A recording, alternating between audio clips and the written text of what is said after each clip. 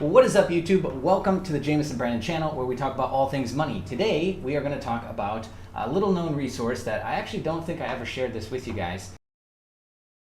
So I originally created this site because, I personally took my own journey down the rabbit hole of personal finance and trying to get approved for credit cards. I had a 400 credit score. Yes, that's right, 400 credit score back in, I think, like 2016. I had a personal bankruptcy. My credit score was a mess. I never really gave a shit to build it up. And I think this is a lot of people, especially younger people. You don't really realize the value of the leverage it gives you. It's its own little game. Yes, it sucks. It doesn't really make sense. There are ways to game it like anything else, so on and so forth, right? But at one point I was like, you know what, I gotta take this serious. I wanna build this up. And I had goals of getting financing and SBA help from the small business side and all these things, right? So I had to fix my personal credit, right? So insert the rabbit hole, insert getting scammed and screwed by credit repair companies, and we're gonna add authorized users onto your account and all the stuff in between, right? And so obviously I had to get really, really good at this, because I not only did this for myself, but I helped out some family and then some close friends as well. And so, yeah, it definitely took me down the rabbit hole. Maybe I was better at it than some people, I don't know. But it ultimately led me to creating this list, right? And this list started as a very basic thing. It wasn't mine. It was actually from another person in the space, I guess you could say. And I took that list and I extrapolated it and I completely stretched it out. So I added all kinds of additional data metrics. I went digging through FICO forums for months and months and months to add in all of the suggested DPs or data points, which is like what your credit score was at when you got approved for this credit card, how many inquiries you had, how many derogatories you had or DROGs that you have on your record, all those little data points that matter. And I compiled this list.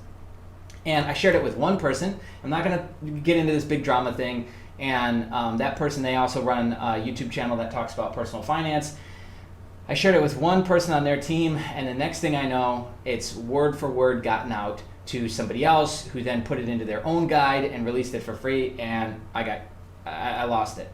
Because I knew for a fact that it was copied word for word, because it literally read exactly like my PDF. And I was never going to release this, by the way. I was just going to kind of use it as my own thing. So I saw that in one specific data point for a Bank of America business credit card that I actually did myself. And so I knew for a fact that you couldn't find this data point online. I never submitted it to any site or shared it with anybody.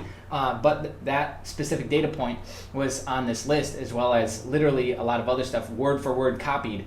And so I said, okay, fuck all of you. I'm going to release this all for free. And that happened in late 2020. So what you're looking at in front of you is all the guides. I had to break it up because literally the PDF itself was like, I think 30 pages. And there was just like so much information that I had to break it up into chunks. So let's go through these one at a time. And mind you, if you want anything to do with in the United States and probably in Canada, some other places, getting understanding a credit game deeper, understanding what data points you need, then this is stuff you want to pay attention to. If not, then skip along this video. But kind of late to say that now, we're 3 minutes in. Okay, so here is a guide on all the resources that I put together for finding pre-qualified offers. What this means is that you're able to see, can I get a credit card through this company without them pulling a hard inquiry, okay, or HI. No hard hit, so this is a soft pull. And you'll see there's Capital One, there's Bank of America, there's Chase Bank, there's American Express, Discover, Citibank, HSBC, BB&T, Regions, Merrick, Deserve, which is like a EDU student-based credit card, personal loan stuff.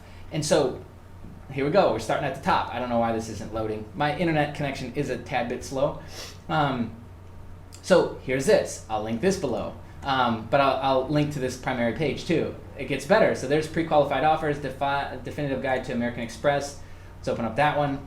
And then what's the big one? Okay, the master credit card lender list. That's the big one I wanted to share with you. Let's start there. So again, this is kind of what this looks like. And I thought, yeah, look, when I published it, December of 2020, I thought, okay, well, what's the easiest or best way for me to really share this? And I just ended up creating this this table, and then it links off to like for data points, I've got all the data points broken down on this additional page because there were so many. Or Bank of America, hey, you want all their backdoor phone numbers, you're struggling to get a hold of somebody on the phone, you want to check up on an application, you want to do recon or research or get a reconsideration on your application, boom, there's those phone numbers. Obviously the bigger banks and the ones that I had more information on, I broke those out into their own pages because there was just too much to put here. But look, here's some of the data points, right? So you need a 722. Somebody with a 722 got approved for 9K, 6 inquiries. TransUnion is what it pulls on. And then here's another one. They had an 801. They got approved for 5K. So I've got those just sitting right there. So Chase Bank, 750, 10K. There's also with Chase 5x24, 5 inquiries over 24-month rule, which does apply. Sometimes it doesn't. But there's all kinds of like little idioms and kind of like sub rules within the bank itself. And that is what I break down in these data point section. Look at this. I mean, we're talking everything. BBVA, BECU, Belco, Centric, Citizens, Commerce. Look at this. This goes on and on, alphabetical order, by the way. And then here's some additional information on some of these as well that I just put at the bottom. Navy Fed, yep, Navy Fed is one that we've done a lot with, so I've got a ton of data points on there. DTI really matters to them, debt to income ratio. So yeah, these top sections aren't loading. I don't know why. Whoops, maybe a site update or something is required. So yeah, there's finding prequals. Okay, and then here's American Express. Just breaking that down.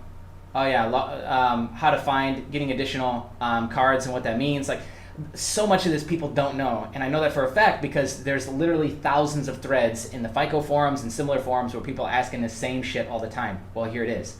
So I'd like to ask you guys, if you find this stuff valuable, please just share this around. Send a quick email out to a few friends, put them as CC and send this stuff out. This is, to me, this is like insanely powerful. Maybe to you, it doesn't seem that way. I don't know, but if you do like this and you see the value, please help me. Just share it around. That's all I ask. Or just share this video. Okay, so look, DP's here, 819, 31K credit limit. So for specific cards inside of American Express, we've got these data points here. Here's an average credit score of what you're looking for. And all of this is constantly being updated based off the latest information that we have. Now, I need to take a big side note on all of this and talk about where we are at.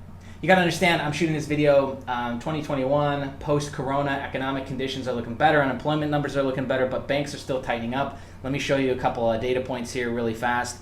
If my folder will load, this folder is getting so big now, is that for the most part, banks are still depositing more than they're lending out. So let me share these few with you. So we can take a look here.